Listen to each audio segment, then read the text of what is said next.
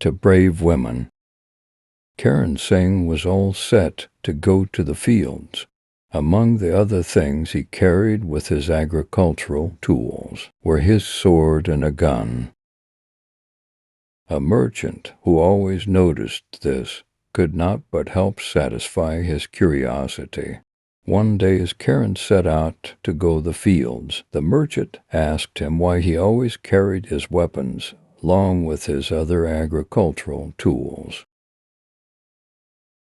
Karan Singh went to his shop and told him that even if he told him the reason, he might not understand it. Hence, he advised him to concentrate on his shop's accounts, rather than focusing on matters that did not concern him. He also added that it was mainly because of Dajua, and that the villagers should be prepared when Dajua attacks. Hence, it was wise to always carry the weapons. The merchant had the least idea who Dajua was, and asked him, "Who is Dajua, and what does he want from us? Are there so many dacoits near our village?" Karan understood that the merchant was getting apprehensive. It was understandable, because the dacoits always looted the merchants first, because they were also the local moneylenders. In order to pacify the merchant, he sat down and told him the story of Dajua, the famous dacoit. In those days, might was right and the sword belonged to those who used it with honor. Accordingly, the sword settled all quarrels. The village where Karan Singh and his brother Ram Singh stayed was called Pachagaon. In addition, not too far from this place was the neighboring village of Vala.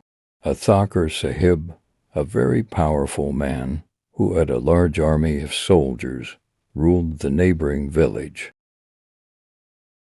The village of Pachagaon mostly consisted of Rajput warriors who were united and stopped all attacks from the Thakur. Finally, the Thakur realized that he could not beat the Rajputs. Therefore, he turned to the dacoit Dajua for help. He promised to give one whole village in his territory if the dacoit could capture the particular village of Pachagaon. Dajua, with the help of Thakur's soldiers, tried many times to capture the village of Pachagaon, but he was unsuccessful. Each time there was much bloodshed, but Dajua could not capture the village. He knew that the people were united, and the only way he could possibly beat them was to break that unity. Their loyalty to each other was so great that it was like a fortress against any enemy. Dajua knew that the only way that he could possibly get in was during the time when the warriors were working in the fields or hunting. One early winter morning, when the dacoits were all sitting around the fire and smoking their hookahs, a messenger came and told them it was harvest time at Pachagaon. It was likely that all men at the village would be at the fields, and only the women and children would be at home. They knew that this was the ideal time to attack. Dajua collected a few men, and getting on their horse, they rode to the village. The villagers were always ready to fight the dacoits. Even the women were prepared. A few of them also kept a sword next to their oven, where they made their bread. Even the children played dacoits and soldiers amongst themselves. By the time the dacoits reached the village, it was already mid-morning. They looked around and envied the villagers. The fields were rich yellow and ripe for harvest. There was plenty of vegetables and dairy stock around. For a moment, Dajua thought of settling down and becoming a farmer.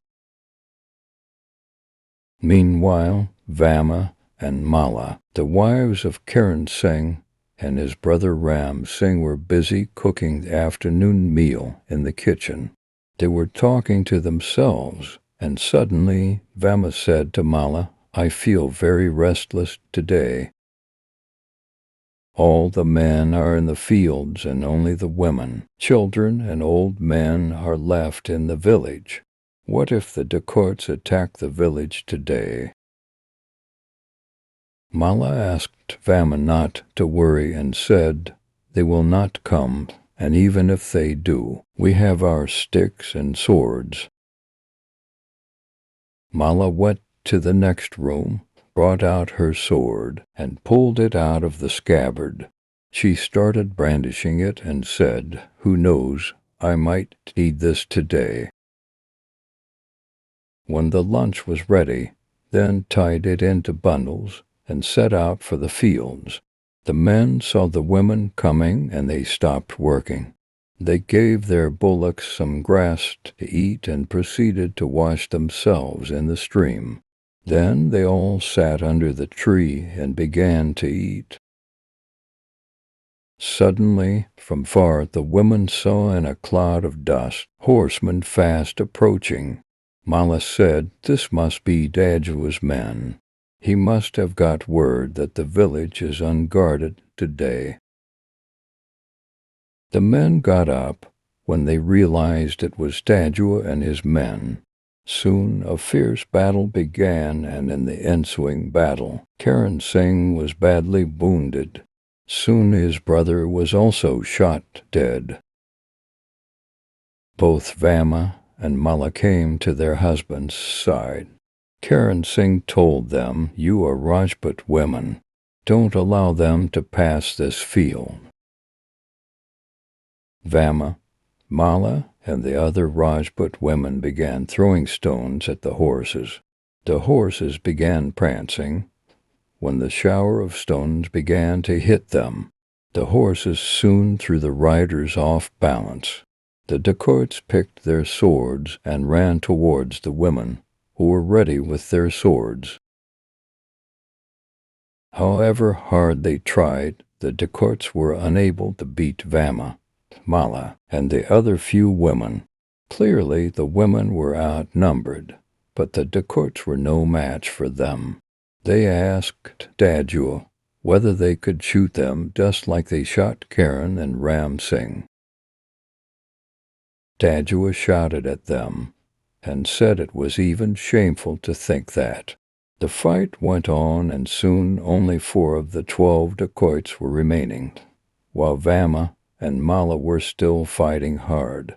They were slightly injured but showed no signs of stopping. Finally, Dajua decided to leave and return another day, now that the main men were dead. Besides, the other farmers, hearing the sound of guns, had also reached the scene.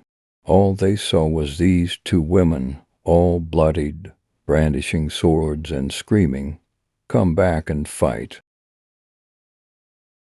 The farmers quickly attended to the wounds of the women and pacified them. Then they gave the dead men a hero's burial and returned to the village.